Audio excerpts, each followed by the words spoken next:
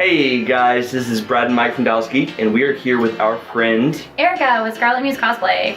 And we're here to talk all about your cosplay adventures. Okay. I guess you call it that, adventures, mishaps? Misadventures. There we go. Yeah. So, in that case, whenever Mike decides to join us for the interview, I guess he will.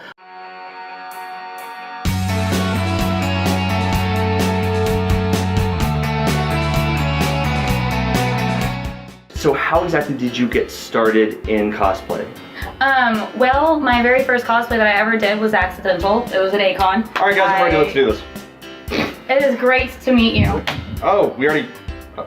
Hi, Erica with Scarlet Muse Cosplay. We're just talking about how I started in the cosplay community. My bad, guys. My first year at A-Kon, I decided to wear all of my like gothic crazy stuff and kind of do something crazy with my hair because I had a really weird haircut at the time. So I put the top half up into these like little pigtails, and I had a guitar purse that my mom had got me and all this stuff. And I saw a lot of other people walking around in the gothic stuff, and they were really accepted into the community. People wanted pictures with them. They looked cool, you know. So I just wore all that stuff. And as soon as I got there, maybe like 5 or 10 minutes into being at the convention, a bunch of people were just like, Misa! And I was like, who is that? And so somebody like pulls it up on their phone and they showed me, and I was just like, oh my gosh, I do look like I'm dressed as this character. And so I changed the name on my badge and I went as Misa the rest of the con. And after that I went home and started working on my own cosplays. The first cosplay I ever did was actually because I was obsessed with Lisa Frank. Okay. And like the Technicolors and stuff. So we went to Joann's, and me and my dad got this like Technicolor leopard print fabric that I was just like in love with, and it was on clearance, and we just bought it all. Nice. And I went home with it, and he was working on a Viking suit for Halloween, and so I kind of sat down with him and I made my boots while he made his, you know, bear fur boots. And then I made big paws, like he showed me how to do the gloves and everything. So he's actually the one that taught me how to sew initially. And then I did like my big mask and everything. And so my first cosplay was actually just a neon rainbow Neko cat person. Like a rave Neko, I think is what I called it. Because I was playing a lot of Second Life, and that was really popular in Second Life was the cat ears and going to raves. So that was my first cosplay. I know that the last time that we spoke, you had a pretty decent number of cosplays that you had made by this past February, February, March-ish? Yeah. So how many are you up to now, give or take? I think then I was probably in the 70s. I was at like almost 80. Now I'm almost at like 90, I believe. I haven't done a recount just yet, but I did just finish like 3. I have Spider-Gwen. I now have my Hero Academia uniform, which I actually can do multiple characters with, depending on how I do my wigs and stuff. And then I also have my Ouran High School Host Club. Okay. I can do Haruhi along with Honey. I like both characters. Depends if I want to drag around a giant bunny rabbit or not. It just depends. I do a lot of different things with my cosplays, but yeah, I've definitely already added quite a few things to the arsenal. I finished my Super Saiyan armor, I think was after that, because I did that for MehaCon. Yep. So I think I had just barely sketched that out at AllCon, so that now already exists. I actually brought the chest plate if you want to pass that over. I didn't know we were plugging stuff today. I would have brought stuff. Oh, this isn't about me? No, not quite your show and tell. Okay, fair. That's like every other time we do. I just think I needed to plug it. Is it leaking? So this is my Super Saiyan armor, which I was playing Bula, Vegeta's daughter, who was just born in the end of Super, and I was just like, wanted to wear Vegeta's armor, but kind of make it into one of the existing characters. Sure. So I was doing Bula, and when I made this, I did the corset out of the 80mm thin durable foam that they now have at TNT. So it's sewable. So I actually sewed a corset out of the foam and then did all the other foam work on it. But it's interesting because I spent an hour per stripe of this gluing these stripes of foam with barge, and then got to the convention and was looking at all the other Saiyan armor, and they had used like thick foam and just drilled the lines in there. Oh wow. Would have been so much faster. Nice. So you win some, you lose some, you learn things. But it turned out really nice. But that's my Saiyan corset. So I've got like the gloves and boots and everything, but that's the main body part that I really like. So I've done that since then. I also had just finished my Ariel top, I think, at AllCon. So I kind of debuted this and was showing people how I get it to stay in place. I actually use a low temperature melting hot glue that gets tacky when it reaches 80 degrees. So if I wear this, because boobs are warm, it gets tacky, so it sticks and stays in place after just having it on for a few moments, so it doesn't slip around while I'm wearing it. Okay. And all I do to refresh this is I run the tip of the hot glue gun while it's heated up across this and make this stripe of glue solid again, and then put it on and boom. So for this kind of method, would it actually require any kind of retouching over time with the melting and cooling? Yeah, so as it melts and cools, it tends to crack through here, but all you do is run the hot glue over it, because once you remelt it and it resolidifies again, it goes back to that tacky nature. Okay. So you don't, have you had to reapply new glue to it at any point, or is it still the original? For the most part, no. I just run the hot glue gun across here and it stays flat and it remelts and solidifies to the bra. Neat. So yeah, and even if you needed to add hot glue, like if some of it cracked and fell off or something just in moving, because I put it out on my booth a lot or whatever, then hot glue is super cheap. It's like 50 cents for a stick of glue, so. Okay. So, stuff like that. I mean, the sewing, you can kind of figure out, if you're trying to get into cosplay, you can kind of figure out certain things have to be sewn a certain way, or at least kind of starting out with patterns is really great. But like the glue trick, how did you figure that out? Was that something that somebody suggested to you? Did you have to look it up online? It was actually just because I had made some steampunk armor that I had hot glued together, because I used to try to save a lot of money. I didn't have the right kinds of glues that I should have been using, because hot glue for steampunk armor is a bad idea, because if you're standing outside in Texas heat, your gears are gonna fall off. Yeah. But I made a cool like arm piece to wear to AllCon, I think it was like 5 or 6 years ago. And when I wore it, after a few minutes started to stick to my arm and not move. And then that's when I kind of came up with the idea for my thigh highs. I ran a strip of hot glue along the inside of a thigh high to get it to stay up. Yeah. And so ever since then I've kind of used that as a non-moving thing, but not to necessarily hold things to the costume. Okay. Just to get things to stick to me, because I have to keep in mind that it gets tacky. Sure. Interesting. Okay. Yeah. Very nice. So that's how I learned that. Just happy mistakes. Very cool. I mean, you said that you learned a lot of the sewing techniques from your dad, and some of this other stuff you've kind of learned just by happy accident. Has YouTube videos, cosplayers, it just depends. Yeah, so has there been a particular resource that you've been able to use for learning new techniques that you didn't already know? Like, is YouTube been a big thing, or is just the community overall been very helpful? YouTube is great, and the community is great. It really just depends. So if I have a project coming up, I'll go to a convention and, you know, I'll get to talking to people because they want to know like what the next big project is and stuff like that, and then I'll ask them like, actually I was curious about this one part of this project, you know. And then also I'm on a few cosplayers group pages. Kamui Cosplay's group page is amazing. You can go on there, I think it's called Kamui's Cosplay Advice. You get on there and you post what you're working on and ask for what she would use and if they have any advice, and her along with other cosplayers will actually get on there and respond to you, and it's extremely helpful. When I was working on my giant build for Akon, even, I was like, how should I paint this gigantic bird, since I made it white and now I need it to be green? Yeah. And they kind of told me, you know, what kind of paint to use and how to paint it and all that kind of stuff. So it's very, very helpful, and the cosplay community is just, they are all for helping people create stuff because they want to see it happen. So, so yeah, it's really wonderful. Nice. So what's the craziest costume thing that you've done, whether the craziest technique that you had to figure out or craziest actual execution? That would actually be what I did at Akon, which is why I have never in my whole life of going to Akon, which we were talking about this earlier, we're not sure when it started, but since it started.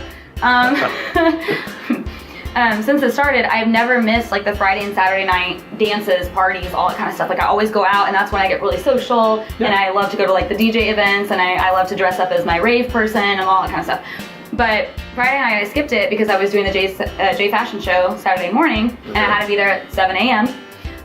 So I did all that and everything, and then we had our pre-judging at 1. So I had to get into this costume, which was a full school uniform with a jacket over it and a tie, and then we had armor on over that with these boots, and then we had a harness with a giant green phoenix on my back with like light up eyes and everything.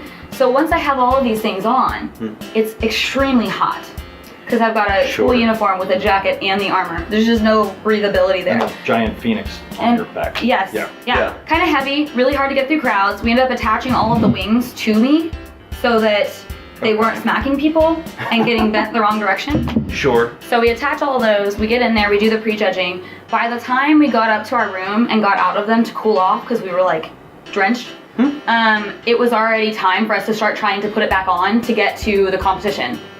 Wow. Because you had to be at the competition lined up early. Okay. So we put it all right back on, we get down there for competition. We didn't get out of the competition until like 10:30. And then we had pictures in the water garden after we had the stuff on. Wow. So we got done at like 11 o'clock, and by the time I was back out of it, I was just dead. I think I was dead before the competition was over, actually, and they were just like, you have to finish this. And I was like, I know, because we've been working on it for 3 months.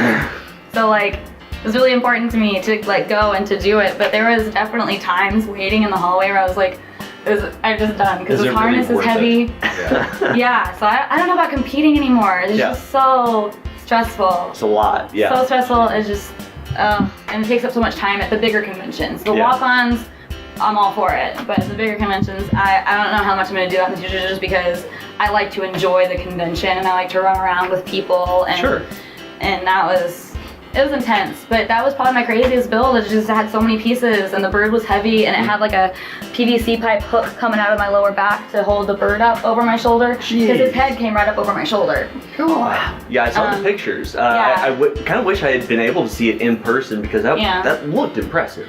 I was a little upset because he looked cooler when I first attached him, but throughout the day, the harness stretched a little bit and the PVC slipped, so it got to where his head was like down back here instead of like up on my shoulder. So some technical difficulty, which I might be able to work out with in the future, like figure out a better way to rig it, but but for at the time, it was just kind of like, well, I thought it was going to stay where it was. Okay. So I guess that brings me to a question. Yeah, I get to talk to Bren. Oh, yeah. I'm just waiting. So you said technical difficulties. How much of cosplaying and how much of what you've made is trial and error? Like, you have an idea, you try it out, it doesn't work, so now you've got to take it back to the drawing board, or like you have to scrap an entire idea, or is it just like a step back and then maybe try something? I would say probably around 40 or 50% of my cosplays that I've made 100% from scratch, I have worn and then needed to fix, and even if I wore it like multiple days, I need to change something for day 2 to make it more wearable. But I do have some cosplays that I've morphed from extremely inconvenient to very convenient, by even just going from having thigh highs to getting those pantyhose, you know, that have like the thigh high in the pantyhose. So it looks like a thigh high, but it doesn't go anywhere. Just so it's one less thing for me to bend over and pull, because if I bend over and pull that and I've got wings and a wig on, then the wig goes over the wings, and the wings are down here, and then I've screwed everything up on my top half, and I have to redo everything up here just because I fixed a thigh high. So it's rough. Okay, gotcha.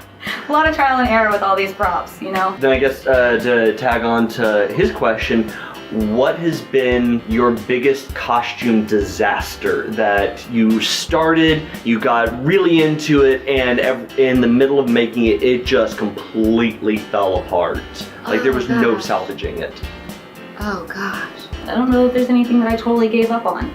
I mean, there was some ideas that have definitely failed and I've started over on a different path. Or I've attempted, well, I had a Starfire that I attempted, the old school Starfire where she has like the levitating clothes. And it has like the strap that goes up, strap that goes down, and then shoulder pads and like the little triangles that go right here and end. That's all the clothing that she has. There's no straps in between the bottom or the top. There's not, So I was trying to use like clear cords across here, and I used like chest padding for the shoulders to hold that fabric there. Because there wasn't a whole lot else to hold it there. Because it's a cool design, but like, do I glue it to myself? Like, I just don't. It was weird. So maybe just double-sided tape everywhere, which I didn't used to use. So maybe, you know, I might actually retry this adventure with Starfire, but that is definitely a project that is still in pieces in a drawer, because by the time I got the top put together with the little clear straps, it just wasn't working. And so I just looked at other versions of Starfire, and I ended up doing a Teen Titan Starfire. And then I did a body paint of a different Starfire, but I have yet to make the really classic adult Starfire out of fabric, because all the things. No, there are definitely certain superhero costumes that are really difficult to execute in reality compared to how you can draw it. So, Actually, that's another point I kind of want to touch on, which is for the inspiration that you get for the costumes that you do. Do you find that most of your inspiration comes from anime, comic books, TV shows, a little bit of everything? It depends on what events I'm looking at that I want to go to, because I really like to be in theme of the event. Okay. So when I heard about Con, I was like, I have to have something from DBZ. So that was when I started on the Saiyan armor. So it just depends on what I'm looking to go to, because I'm a fan of a lot of different things. I did start out in anime though. That was my big thing, like all through middle school, high school, like I loved anime. So a lot of my earlier cosplays are all anime, and a lot of my stuff that I'm doing now still kind of branches back to anime. But when I go to comic book conventions, like I'm never gonna go to something that says Comic-Con in the title and wear an anime costume. That confuses me. Okay. Because it's a comic book convention. But that's just me. I don't have a problem with it. It's fine. So Whatever you want to wear. Even though a lot of the comic book conventions have started to have a lot more anime presence in them. Yeah. For some reason, Dragon Ball doesn't throw me off. Like, I didn't realize that at all the Comic-Cons recently they've had Dragon Ball voice actors. Okay. And I was like, oh yeah, that is anime. So I guess it is kind of crossing over. Okay. Fan Expo, they had Disney. Yeah, so it is kind of starting to just be like, every convention is everything. I think it's just starting to become pop culture in general, essentially. Yeah, it's interesting, but usually I try to make my next thing be in theme of whatever I'm planning to do that year. That being said, I can still pick 3 anime characters, 3 comic book characters, you know, characters from different genres, and I can still manage to wear them all that year because there's so many different conventions. Sure. So it just depends. Speaking of all the different conventions that you do you know generally how many conventions you tend to go to over the course of a given year? I can't tell you my current average for sure. I can tell you that I know the most I've ever been to in a year is 46. Holy crap. In Texas or just overall? All in DFW. Wow. Huh. Okay. Well, actually, I take that back. Hold on. I did count 2 in Louisiana. I did go to 2 in Louisiana that year. But that also does include Austin. Okay. Austin, Louisiana. So, I haven't gone to any in San Antonio yet, though. What, how many? 46. There's only 52 weekends in a year. Yeah. You are correct.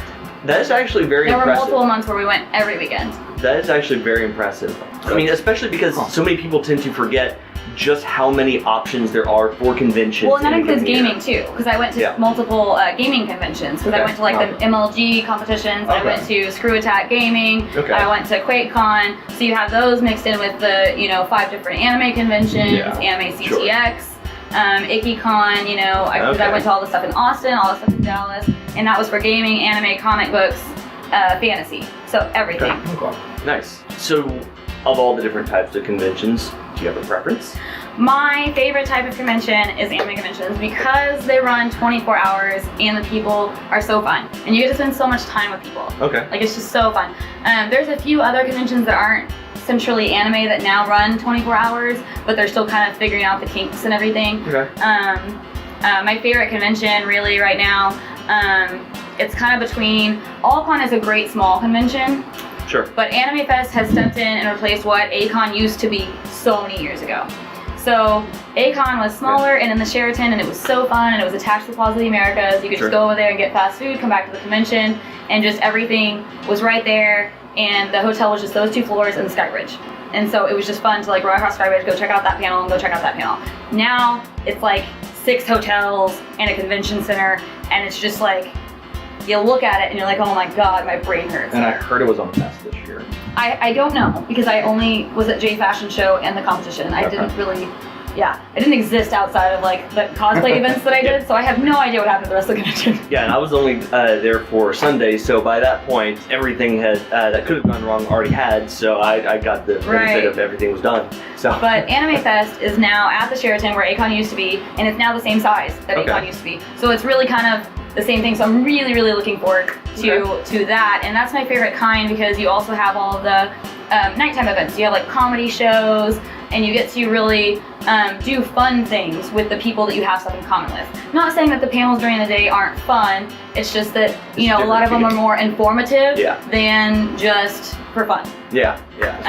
So my follow-up to that would be, how do they run a convention 24? Like, do they have some kind of scheduled event going on, like, all throughout the day? Or is it really just like, no, you guys can just do whatever, you have free reign? Well, there are rooms where you have free reign. There's like gaming rooms, like video games and board games.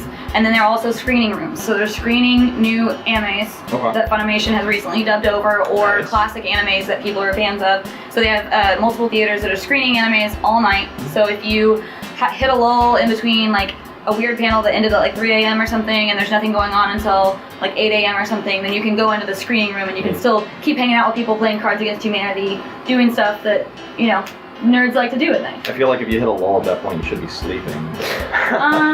Some of us don't do that during conventions. It's the weirdest thing. Well, I mean, if you go to sleep, it must be nice to be young. Well, if you go to sleep, you have to sleep. If you stay awake, then, you know, just get some coffee, keep going. You never give yourself a chance to be able to get down. It makes Sunday very interesting. You're both out of your damn minds. Well, okay, so you missed out at A-Kon. Yeah, I did. There were a couple of the people that I was with that, as soon as they came over, they were chugging coffee, saying that, oh yeah, they had been up all night, had only stopped for like an hour to sleep over in the corner of the lobby of the hotel across the street, and then get right back into it. And they just been going for 2 days straight at least. And for them, at least it worked, because, you know, they were joking hardly. So any roughness just kind of they were just falling into character. Yeah, it just fit. Yeah, there you go. So yeah, no, I mean that makes complete sense. That, you know, that would be something that would work great for the community. So it is kind of sad that you don't have more conventions that offer that kind of experience. I don't think that's necessary. Really? Okay. Because we're not ready to stay up all night, every night, for 4 nights in a row, 5 times a year. Yeah, some of us have jobs, Brad. But if we want to, if our hearts so desire that we want to do that more times a year, we can go to Austin or San Antonio or to any other of the dozens and dozens of other anime conventions. They're all over. So the 24-hour conventions, there is no shortage of those. That's just that there's that type, and then there's the daytime conventions, which are mostly the vendor halls and the guests. So it just depends on what you're more into, and I'm more into the nighttime interactive stuff. The concerts. Concerts at anime conventions are amazing, and you get to listen to people that did the music for intros and closings for your favorite shows. In person. So you're getting these awesome concerts, you're getting hang out with all those other people, you're getting your convention side of it, so you're getting your vendors, your informative panels, you're getting your guests, you're just getting all of it just submersed for multiple days, and it's just, that's what's really great about it, that they bring in the concerts and everything in the same like genre. Nice. So, very nice. That's what's super fun about it. But I don't think there's a shortage of those at all. Very cool. Okay. Well, so you were doing your Poison Ivy, and you had the little the monster, Megan Proska had made that. Okay, so I guess a couple things. Number one is the idea to put that guy on there. So, and then the green contacts, which still freaked me the but so I guess it's the attention to detail. So I guess like my question being, like, how much of that is, as you're putting it together, stuff pops in your head like, oh, this would be a really good small detail if I did this, or maybe you go back later on and you'd be like, man, I totally should have done this instead, or like kind of switched it up. I lay out the cosplay, and I kind of have like a game plan for making the actual like fabrication part of it. And then once I'm done with that portion of it, I put it on, and I'm like, all right, this looks okay. Not feeling 100% like the character though. What's missing? And I will Google image the character like 80 million times, slowly adding different things. And recently, I have delved more into the makeup part of things. So I've done a lot more with the foundation and the contouring. Yeah, there we go. The contouring and the contact colors, because I didn't used to do all of that stuff. But that has really brought out my characters more. The crazy contacts, the contouring, the eyelashes, the hair, like all that is so important for making you look more like the character and changes it so much. So I've delved more into that recently, and then also like the different prosthetics. Accessories are really important, and also every time I go to get my nails filled, because crafting, you break them a lot. Really? So crafting is damaging for your hands? Never would have guessed. Yeah. So I have to keep a little coat of acrylic on there if I want to have nails at all. Otherwise, I just want nails. When I go to get them filled, I always research what my characters are going to be for the next 3 weeks to make sure my nails will work. Okay. Oh, with all of them. So it's, I guess, has it turned into like planning ahead? Because you said like you start with kind of like a base thing and then you start going back and looking at like, I guess. Yeah. Well, especially now that I have conventions every other weekend. Yeah. It's crazy. Okay. So there's just stuff lining out of my room. You can almost see that right now.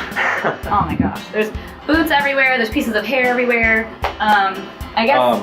Real hair? If you want to touch on that. Horse hair. Because it's dyeable. Because I'm sorry. The horror movie fan in me just heard, yeah, there's hair everywhere, and it just, what? Some people don't know how much I do with prosthetics in my hair. So I buy blonde horse hair. Actually, this says 100% human hair. It is human hair. I thought, I'm a little creeped out by that, but I guess continue. So I buy blonde hair. So you have somebody else's hair on your head. I buy blonde hair at Sally Beauty. You've and met I dye it before, right? That's not an uncommon practice. And I dye it to match my hair. And then when I want to change things, I just put it on or take it out. And so I have a lot of different extensions and things. When I was Poison Ivy, I had a whole 2 tracks in my hair that was just more hair to make it more full. And so we got done shooting outside and one of them had slipped and I pulled it out and he was like, oh my God, what happened? I'm like, no, it just looks like my hair. But yeah, and I have 5 different bang attachments that I do if I want to go back and forth. My bangs that I cut on my hair this morning is because I wanted this look on me permanently for like work and stuff. But if I want to not have it for cosplay, I just pull, because I didn't cut them that far back, I just pull this long hair and pull it over and you don't even know I have bangs because they're so thin. And this, a lot of people think this is interesting. My top knot for Slave Leia, I actually put my hair in a bun on top of my head. And this goes over the bun. This is the hairdo. And it goes over the bun, and then I attach a braid extension that I have at home that has the little bronze piece on it. I attach a braid extension that comes down. So really none of it is my hair except for what's pulled back. Huh. Oh, wow. And then the big bronze pieces go up the sides of this. Okay. So the updo and everything is just kind of done for me. So most of my work getting ready in that costume is putting the other prosthetic pieces or accessory pieces on the hair and doing the makeup and stuff. So. I never would have guessed you can do that much with hair. Yeah, all kinds of stuff. So I've got pigtails, I've got bangs, I've got extension tracks to make my hair fuller. I've got pieces to tuck my hair under and make my hair look short. All kinds of stuff so that I can still use my natural hair somewhat and not a full wig if I want to. And I also have all those pieces for my wigs as well. So I have all of those same pieces in red, black, and blonde. Okay. Which is a lot of hair. I mean, it's not necessary. I used to know. I used to know something. To be all the characters. For a lot of your costumes, do you, at least now, have a tendency to lean more towards using hair extensions or wigs rather than trying to work with your natural hair, or is it kind of I used to do my natural hair because wigs were really itchy and I did conventions for fun. Sure. It wasn't for any other reason. So the cosplays were just like, I'm going, I might as well be a character because that's fun and then take pictures with other people and stuff. But now I really, since I'm doing it more professionally and people are looking at me so much more and looking up to me and stuff, I want to be more true to the characters. I want to get more on point. So I'm trying to do more things to make them more accurate. And I'm also getting into wigs more because I want to branch out into more characters. So that kind of using my natural hair limits me a little bit. And also, a lot of redheads, I was just playing with my normal hair and just doing like a realistic version of them. But at the same time, I've seen other cosplayers where they've done that character and they've done like the bright Ronald McDonald red or the bright neon carrot orange, and it just looks so much more like the character when you do that. So I'm definitely branching more into that. Okay.